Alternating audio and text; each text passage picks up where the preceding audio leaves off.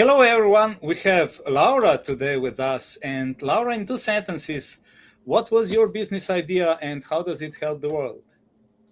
How does it help the world? Oh Yeah. my God.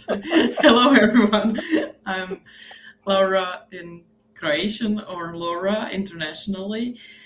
I'm a communication coach, and I would say, in one sentence, it brings great ideas into the world because my clients have great ideas and I'm helping them communicate these to the world.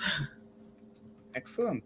And what was the moment when you went from the idea in your mind to that breakthrough or a thing that is say, okay, let's make it real, let's make it a business, not just something I'm dreaming of? There were three things there. The first thing was, I think I was still on a maternity leave as I was thinking about it. I'm not sure. I'm quite sure, but not 100% sure.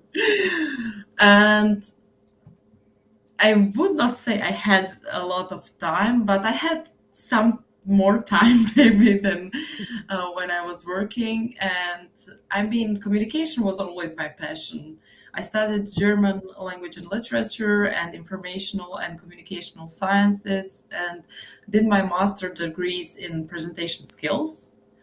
And I mean, when you're studying a language, you are always in the linguistics. So you Mhm. are always like researching how the language forms our opinions, how does it shape our world. And it was always very fascinating to me because, just a small fact, if you did not know, uh, our native language really shapes the way that we think. So if you think, for us in, I don't know in Slovenian, but in Croatian, like bridge in Croatian, it's most.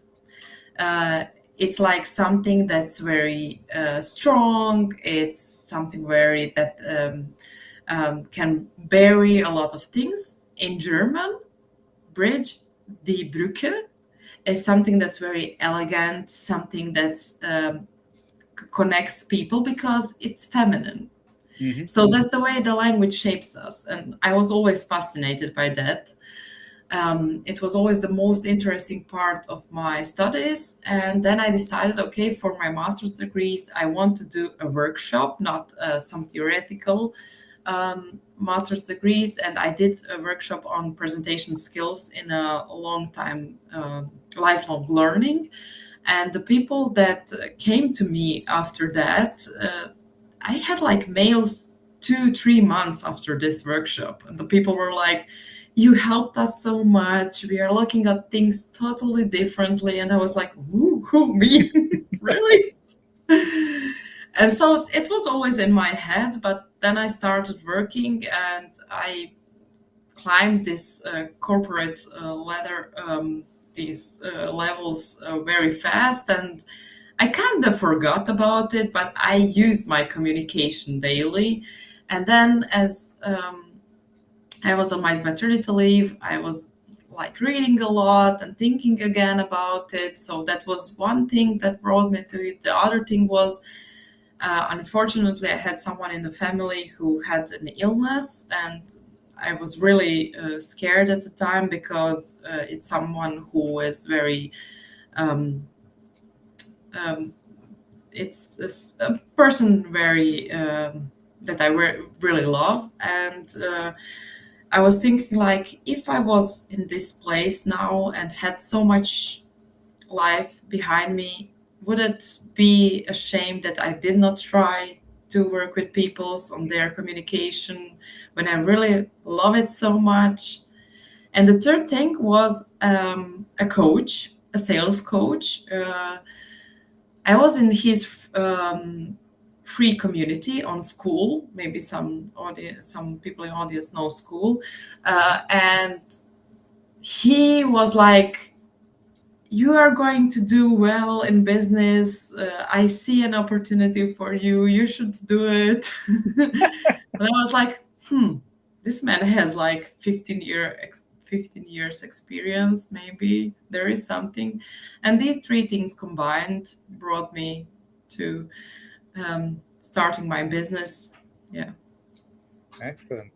Before we go further with this business, you trained in three languages. Uh, do leaders fail differently in Croatian, German, and Oh English? yeah, they Yeah. do. It's a, And the yeah. thing is, I was just today, as I was driving in a car, I was listening to a podcast to a new research how we think in different languages. And Mhm, again, it was something that I always experienced, like working in different languages, because I was always working in German, and my really second language is more German than English. mhm, So, and I always saw like in German, I'm a bit different than in Croatian. And I saw that my communication is like a bit quieter, more structured. And okay, I did not like make any sense of it. But then working with the people on their communication, what I'm seeing every time with someone who is a leader, they're a better leader in their second language. Okay, great. I mean, if they are speaking good enough their second language. Mhm, Why? Because you are never going to be that fast in talking in your second language. mhm, You're always going to take this little break mhm, before you say something. And mhm, that's something that we don't do in our native language. In our native language, we are in 90% of the time very, very fast. And we don't even take the opportunity to pause. mhm, And I always say, like, pausing is one of the best techniques you can use in the communication. And that's, it's like not something that's so popular like some other techniques. It does not have like so big, it does have a great impact, but it doesn't sound so interesting to the people when I say you have to pause. And that's something that we naturally do in a second language because we are thinking about what are we going to say. mhm. Yeah. Absolutely. Great. What were the some biggest challenges when you were starting this business? The biggest challenge was like thinking I'm going to do now what I love Mhm, right now. Like as I picked a name for my company and went to the administration bureau and signed it, like I'm going to do it now. And you don't even think about it like you are now a CEO. mhm, You have to think about finances, you have to think about sales, about marketing. These are all the things you have to think about.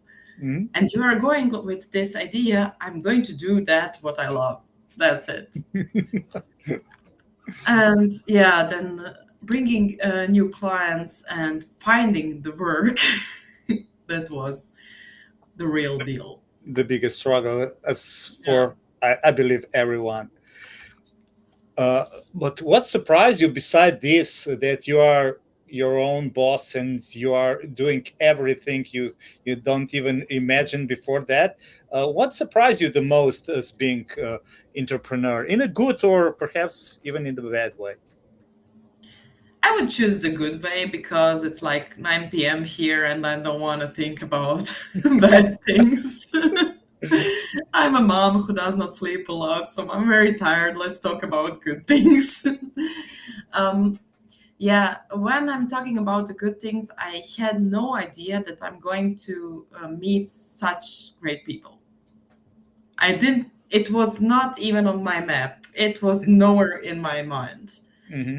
And even talking about here regionally in Split, Croatia, it's the south part of Croatia, I was not thinking about how many small companies are here and how there is a whole other world that you have no idea about if you are not in these meetups, networking events, because even I, for when I was starting, I was thinking like Split.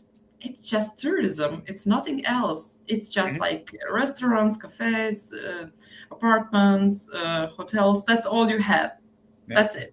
Mhm. And then as I started going to the networking events, it was like the whole other world opened to Mhm. me. Mhm. And I even now have friends who I met through some networking events or through some communities. I mean, it's really, for me, sometimes it's really surreal because I'm talking to someone who is in United States, I'm talking to someone who is now in some other country, and it like connects you on a whole other level.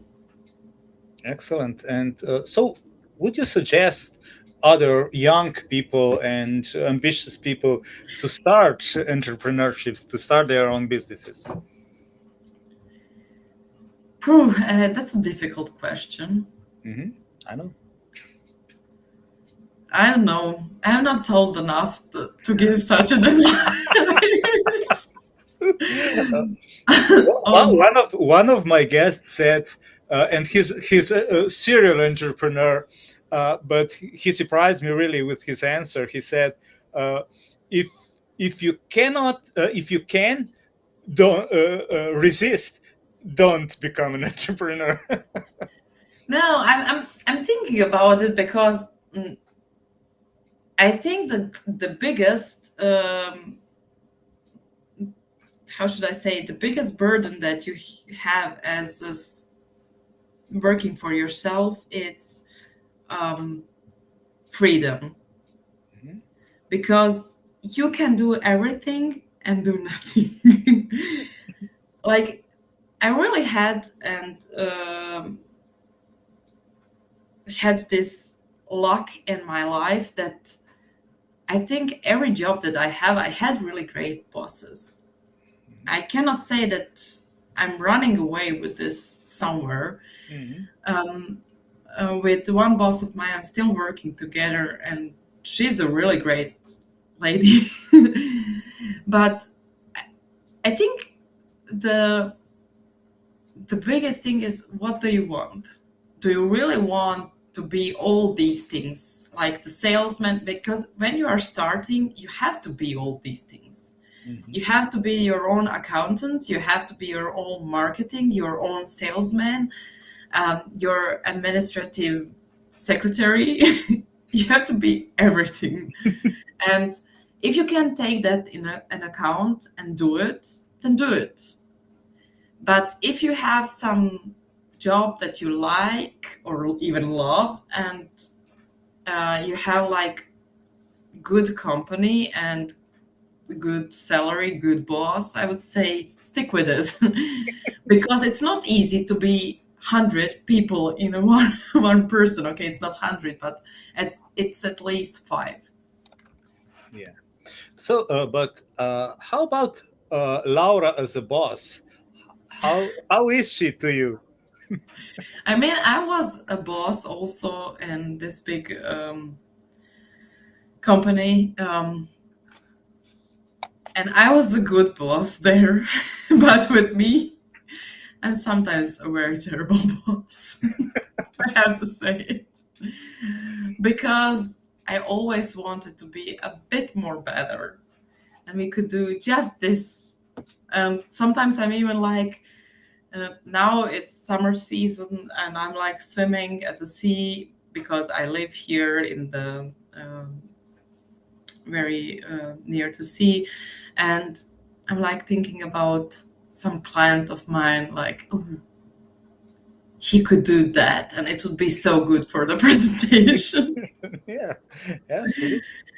Yeah, So and there's no life work balance for you because it's all uh, interconnected.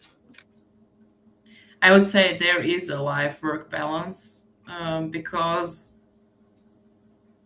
I'm taking in account that sometimes maybe I'm going to work like now. This is also work. We have to be honest, because we are here with a purpose. It's not like I'm going to lie. Oh, it's very nice. I'm a person who goes to sleep at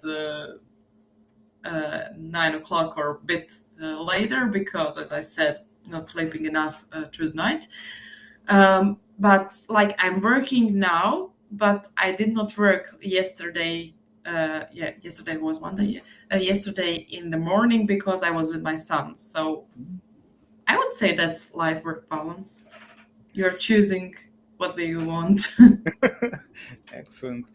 So, let's talk more about your work. What do you exactly? What do you offer? And if I want to work with you, who am I? Who are you? You are a CEO or a leader, or like a team lead, or maybe a middle management lead. If you are a leader, you are a person who was working deeply in the operative technical business and is now a leader newly, and was maybe visiting some workshops, maybe reading about communication to their employees, to presentation communication, maybe even small talk communication, but you have a feeling like it's not enough. You don't have a space where you can exercise these skills. And it's not a good time to exercise these skills when it really matters. When you have like a feedback conversation with your employee, when you have a very important presentation. And so I'm the one who is offering you a safe space to practice these and to adapt it really to tailor make it to you. Let's see what are your meetings next week. What are the things that you are going to work on? And we are preparing then exactly these. So you are basically not working in some kind of groups, cohorts, but one on one. At the time, I'm working 80% of the time one on one with leaders or with the CEOs. I mean, the CEOs have a bit other problems. I always like to say they are multi practice in communication because as they have to do sales, marketing, and so on, they are also in communication. The ones who are presenting something in a meeting, they are the ones who are talking to possible clients, they are the ones who are talking to the employees and so on. And these are the people who um, have the best results when we are working one on one. So this is the 80% of my work. The 20% of the work are the workshops, mostly live workshops. And that's when some company calls me and they ask for the workshops or some state I forgot again how it's said. We talked earlier. State association calls me, and then we do some thematic workshop on communication. Okay. How about public speaking? Yeah, public speaking is also a part of communication coaching. And I heard that you like the most if there's a short time. Yeah, yeah. I'm very happy when I get a call like, "Hi Laura, you were recommended to us, and we have a presentation tomorrow. Do you have a time?" Yeah, it's going to be a great presentation. Um, yeah, joke by side, I work with people who do public speaking. Mostly, my clients who do public speaking are startups who pitch their projects, their ideas to investors, and we were very successful with it. I coached one startup that got half of million euro, sorry, on one competition, and I'm currently coaching two startups, and they have great results. Yeah, I prepare people for public speaking, and I'm happy with it when they come at least 1 month before their public speech. But even sometimes, if it's a very short notice, there are some things that can be done. So if you, I want to make this pitch, how much of the rehearsal would I need to be really successful? What do you think? How much do you need it? I don't know. No, I mean, on the average, or would you suggest, or how do you approach this question like this? Because let's say I'm a startup and I want to go and get 500,000 or 5 millions, and I don't know how much time or how much of my energy and bandwidth will it take to be good at this. Okay, I'm going to be again a bit of devil's advocate here, and I'm going to ask you, what do you think the best TED Talks, how long did they take? The TED Talk is just for the context, highly 15 to 18 minutes, not more. Mhm. How Well, long the preparation is. I think people that are really good, fluent, or know the subject could prepare just a few days. I don't know. So the best TED Talks, I'm not sure that this book is here. I have this one, TED Speeches, but there is another book by Kamin Gallo. He was describing TED Talks, and the best TED Talks, the ones that got the highest views on YouTube, that were like always mentioned, were the ones that were prepared at least 2 months before. So Okay. yeah, Okay. it depends on how good do you communicate. Yeah, I know. I know. In general, it Mhm. depends how well do you know your topic. It depends, did you already presented this topic? Did you already had some public talk to it? It's a lot of depends. So that's why I like working one on one, because there is no one size fits it all. You can use general advice Mhm. and have results with it. Yes, of course, you can do that. But there are some people that, like, they think they don't have a stage fright. I met a lot of such people who think, okay, I'm not nervous about public speaking. And then if you take a look of some recordings of them when they are public speaking, you can see a clear signs of them being nervous. Mhm. And it's because deep down they are really nervous, and Mhm. it's really something that they are not very happy about to do it, but they are um, they think they are not the ones that are nervous. So a lot of depends. Sorry, no clear answer on this one. Okay. Can you share some pieces of advice for the spectators Of course. to learn something? Do Yeah. we have some comments? Is No, there not any right. question? No. Uh, okay, in which part of communication?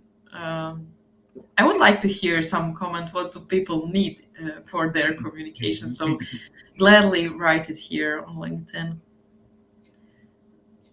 Do you mean like for public speaking or for some other part of the I think communication? most of the people are really afraid or frightened of public speaking, especially if there's a little bit bigger audience. I know Mhm. that in the companies, people in small divisions are quite fluent, but when there's two or three more people, they freeze. Yeah. How to approach that? So the first thing that I want to share here is a perspective change. So I think that's the most important one. And that's perspective change in two directions. The first direction is change the stage fright, this word, change it with excitement. Mhm. I'm excited about my next public speaking event. I'm excited that I'm going on a stage.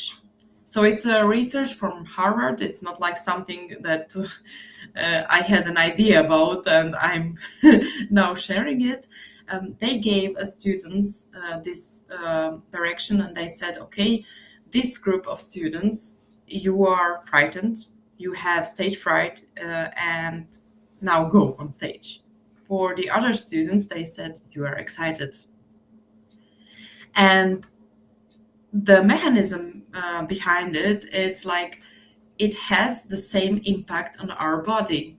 Mm-hmm. If you think about something that you're excited about, like seeing beloved person, next sport race, or something else that excites you, it's the same in your body, Mm-hmm. but you are interpreting it like on a other scale. And because of it, that's the first perspective change. The second perspective change is someone asked you to talk there. Someone thinks you are important and wants to hear you. What can these people in the audience learn from you? Mm-hmm. What is in it for them? Not for you. Yeah. You're not important. It's important what are you going to share with them. I think we have this uh, uh, uh, fr- uh, this, how do you say that, you're afraid because of the school, because when you were asked in the school, you were asked about things that you sometimes don't know, and you have a bad grade, and Yeah. you carry your that fear into the adulthood, and it's the same mechanism when you're older. Yeah, that's one thing. That's where the most of the researchers say that's where the stage fright starts in the school. Mhm. Um, but they are not 100% about it yet. So that's something that's not like very clearly said, yeah, it's in the school. But the most common ones are said, yeah, in the school. And the thing is also in our history. When living in groups for years and years ago with our ancestors, um, we had to be acknowledged as a part of the group. If we were not a part of a group, our survival was not so sure Mhm. how it's going to be. Mhm. How are we going to survive the next situation that's going to come? And because of it, we have this strong fear in us that we need to be recognized from our group. And in this case, the audience is the group. Mhm. And that's why the social media has such a good business model, because it depends on likes, on hearts, being recognized by the group. And the most awful advice you can give to someone is you don't have to care about it. It's not important, because it does not solve this urge that you have in you, like I want to be appreciated by the group. Absolutely Sorry, right. I want to be. So when we recognize that, then it's a bit easier. And it's something that we all share. Even the people who are a great speakers, people who have years and years of experience, they have it. Excellent. You said the worst advice. What was the best business advice you received? Best business advice. Yeah. Best business advice that I received was stay focused. Because I mean, everyone who is in business and has their own business has also thousand ideas. Yeah, And absolutely. if you try to manage these thousand ideas at a time, it's really not possible. So stay focused. Right. And what would your business advice to someone who would start a business and have this idea and wants to make this happen? What would your advice be? Stay focused. Pick one thing that's working for you, that's bringing new clients, that's bringing business, and stay focused on it. Don't catch shiny objects on the way. Okay. We have a question. Can you see it? Yeah. Yeah. Okay. How to I okay. Um It's a difficult question because I would need to know why did this happen. Um, I hope I'm going to say the name right for Mana, uh, because it could be a lot of different things. I'm going to explain what I mean with it. I have a great client of mine. We are working together now for almost 4 months, and he does a lot of live video speaking. And we were working together, going to some techniques, working with it, and so on. And I was constantly on this path, like seeing he's very nervous. And he says he's not nervous. But I saw it in the recordings, and it took quite some time till we found uh, why is he nervous. And that's why I like to work with people long term, because it takes some time that people um, have this belief in me that they can share such things. It needs time for them to relax and to find the real cause. In this case, Mana, I would say try to ask yourself, if you had to publicly speak now, if I said now, like, Robert, bring Mana to stage, what is your first thought? Is it maybe I'm going to make some mistake? Is it maybe people are going to think this and that? And then this part is worth of exploring further. And there is such a beautiful technique from psychology, like dealing with such thoughts and making use of them, because our brain is trying to protect us. Our brain is not like saying, stop, don't do it. It has uh, some agenda to say, stop, don't do it. It has something, it wants us to take an action, maybe be better prepared or be something else. And in this case, I would also ask myself, what was different in the past that it was okay and now it's not anymore. Excellent. Uh, so, what would you suggest are some common mistakes people do when thinking about public speaking, or doing public speaking, or communication at all? Okay, there are a few different questions there. So Yeah. maybe let's take the most general one, Okay. communication at all. The biggest mistake is thinking if A says something, the B understands it. So in our case, if I, Laura, say something to you, Robert, Robert is going to understand my concept that I have in my head. That's a common misconception. How to deal with it? If you have important conversations, try to keep it clearly. Try to be as simple as you can. Keep it simple and ask. So, like, paraphrase something that you hear as a question. Don't assume. So the first thing you can do is like assume that people thought this and that. No, you cannot know that. Ask Mhm. politely, of course. Mhm.